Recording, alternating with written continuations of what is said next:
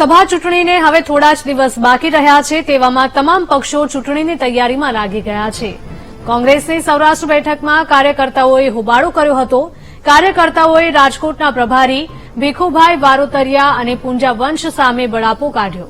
બંને નેતાઓ પર આરોપ લગાવતા કાર્યકરોએ જણાવ્યું હતું કે બંને આગેવાનો દ્વારા કાર્યકરોને કોઈ વાત સાંભળવામાં નથી આવતી. ત્યારે કાર્યકર્તાઓએ પ્રદેશ પ્રમુખ શક્તિસિંહને આ અંગે ફરિયાદ કરતા શક્તિસિંહે બંને પ્રભારીઓને કાર્યકર્તાઓને સાંભળવા આદેશ કર્યો.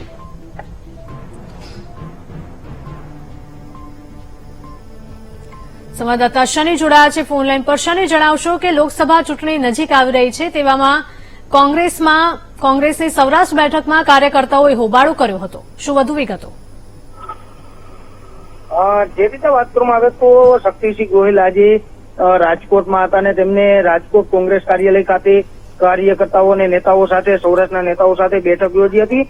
આ બેઠક દરમિયાન સૌરાષ્ટ્ર કોંગ્રેસની બેઠકમાં કાર્યકર્તાઓએ બળાપો ઠાલવ્યો હતો અને રાજકોટના પ્રભારી ભીખુ વારોતરિયા અને પૂંજા વન સામે પણ બળાપો કાઢતા શક્તિસિંહને ફરિયાદ કરી હતી કે કાર્યકરોની વાત સાંભળવામાં નથી આવતી. આ સમગ્ર બાબતને લઈને શક્તિસિંહે બંને જે પ્રભારીઓને નિરીક્ષક તરીકે તાત્કાલિક અસરથી કાર્યકરોને સાંભળવાના આદેશ આપ્યા હતા અને બાદમાં પૂંજા વંશ અને ભીખુ વારોતરિયા દ્વારા તાત્કાલિક તમામ કાર્યકર્તાઓને બોલાવીને સાંભળવા માટેના આદેશ કરતા સાંભળવાનું કામગીરી શરૂ કરવામાં આવી હતી. જી શનિ, આભાર.